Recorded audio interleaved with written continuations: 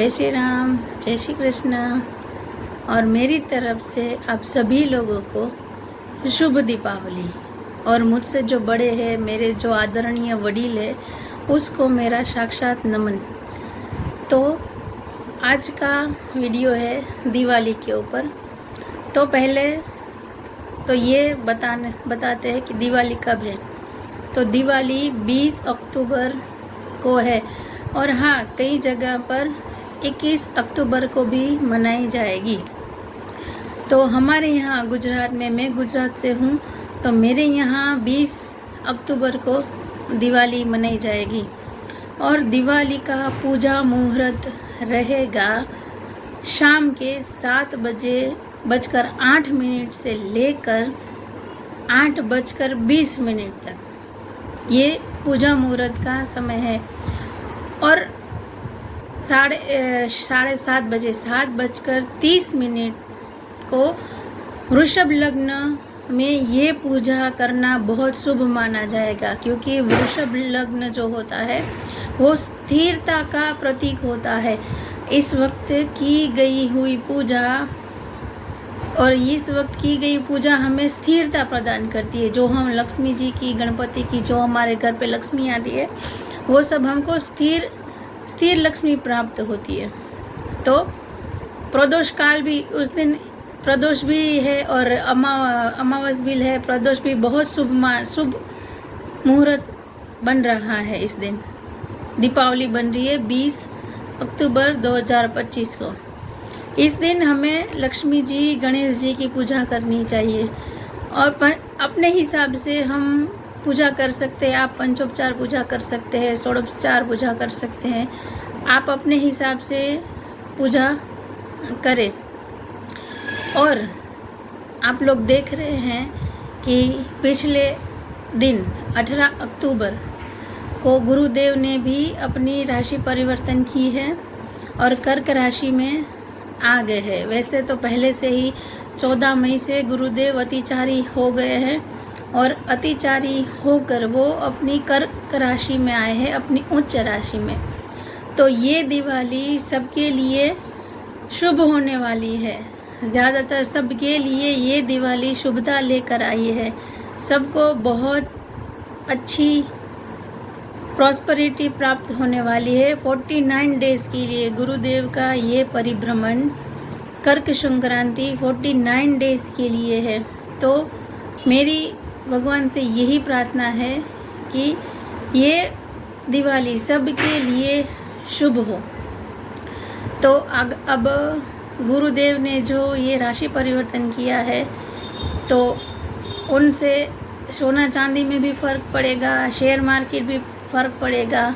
बहुत सी अच्छी चीज़ों हमें देखने को मिलेगी। पिछले साल पिछले वक्त हमने जो मुश्किलें पड़ी है सबको, बड़े बड़े देशों में युद्ध देखा है, बारिशें ऐसी देखी है, बहुत सारे सोना चांदी रॉकेट बना हुआ है। ये सब चीज़ों में हमें बहुत कुछ अच्छा देखने को मिल सकता है। अब दिवाली का तो मैंने बता दी। अब एक बात और बताना चाहूँगी आपको कि हम दिवाली की पूजा करते हैं और ज़्यादातर सब लोग दिवाली पे धनवर्षा पोटली बनाते हैं। मैं इसके बारे में आज अब थोड़ी सी बात करूँगी आपको कि ये धनवर्षा पोटली क्या होता है, ये कैसे बनाते हैं, उसमें क्या क्या चीज़ें लगती है। और अगर हमने पिछले साल ये पोटली बनाकर रखी थी और इस साल नई पोटली हम बनाने वाले हैं, तो पिछली पोटली का हम क्या करें, उनका क्या करना है जो हमने पिछले साल बनाकर रखी थी। तो आज मैं इस पर बात करूँगी। तो आइए पहले देखते हैं धनवर्षा पोटली होती क्या है। धनवर्षा पोटली मतलब हम अपनी तिजोरी में ना लक्ष्मी जी का एक स्वरूप रखते हैं। अपनी जहाँ तिजोरी पे पैसे रखने की जगह होते हैं, वहाँ हम लक्ष्मी जी का स्वरूप रखते हैं। आज दिवाली के दिन हम कुछ ऐसी चीज़ें होती है जिनकी हम पूजा करते हैं और लाल कपड़े में बांधकर इसको हम अपनी तिजोरी में पूजा स्थल पर रख देते हैं। इसको धनवर्षा पोटली बोलते हैं। और ये पूरे 1 साल तक रखनी होती है। फिर अगली दिवाली जब आती है तब उसको बदलना रहता है। तो अब बताती हूँ कि ये धनवर्षा पोटली में क्या क्या चीज़ें लगती है। तो पहले तो ये धनवर्षा पोटली में सबसे पहले लगता है लाल कलर का रेशमी कपड़ा, फिर 5 पीली कौड़ी, 5 कमलगट्टे, 5 गोमती चक्र, 5 सुपारी, 5 हरी इलायची, 5 लौंग, 1 साबुत काली हल्दी हो तो काली हल्दी या फिर अपनी नॉर्मल हल्दी भी चलेगी, थोड़े से चावल, 1 100 का नोट या 500 का नोट। आप पैसों की गड्डी भी रख सकते हैं। पैसों की गड्डी के ऊपर या नोट के ऊपर लाल कलावा बांध कर वो रखना होता है। फिर अगर आपके पास कुछ चांदी का या सोने का सिक्का हो तो आप वो भी रख सकते हैं।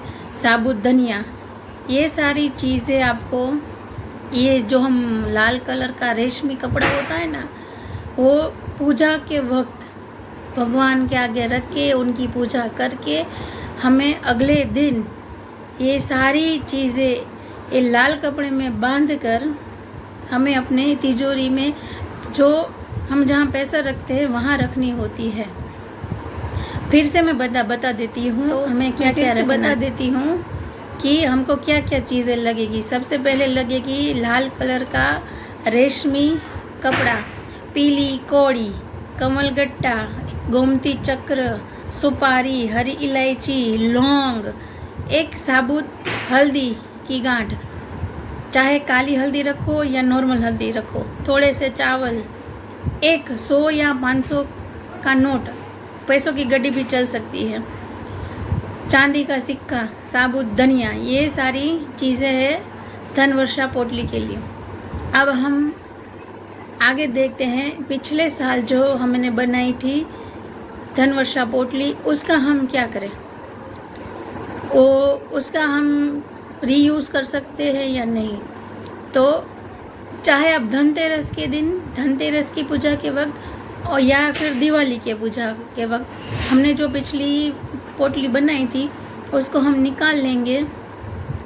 जो कौड़ियाँ हैं, गोमती चक्र है, सुपारी है, इलायची है, ऐसी जो छोटी छोटी चीज़ें होती है वो हमारे घर के आंगन में जो गमले रखे हैं, पौधे रखे, उसमें गाड़ देनी होती है, क्योंकि हम बाहर नहीं ले जा सकते उसको।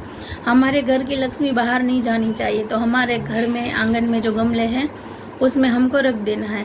और बाकी जो चीज़ें हैं जैसे कि लाल कपड़ा हो गया, उसको धो के साफ़ करके फिर से हम इस साल न्यू जो हमने चीज़ें ले रखी है उसमें हम यूज़ कर सकते हैं। चांदी का सिक्का अगर हमने रखा है तो वो भी हम यूज़ कर सकते हैं। नोट भी हम अलग, नोट इस साल हम नहीं यूज़ करेंगे, पर पिछले साल जो बना के रखी थी वो हम शगुन के रूप में अपने पास रख लेंगे। ये छोटी छोटी जो चीज़ें हैं वो गमले में डाल देंगे, और जो ऐसी अमूल्य चीज़ें वो अपने पास शगुन के रूप में रख लेंगे। और जो लाल कपड़ा है, इस बार जो नई पोटली बनाई है वो लाल कपड़े में फिर से माँ के पूजा स्थल पे रखेंगे, उसकी पूजा करेंगे और फिर अगले दिन हम तिजोरी में रख देंगे। ये थी आज की वीडियो धनवर्षा पोटली के ऊपर। अगर आप लोगों को कोई और जानकारी चाहिए या फिर कुछ और प्रश्न है तो आप कमेंट में बता सकते हैं। मेरी तरफ से आप सबको शुभ दीपावली। सबकी दीपावली मंगलमय हो, सबकी लाइफ में खुशियाँ ही खुशियाँ बरसे। माँ लक्ष्मी, गणपति जी, सारे भगवान आपके ऊपर कृपा बनाए रखे। जय श्री राम, जय श्री राम।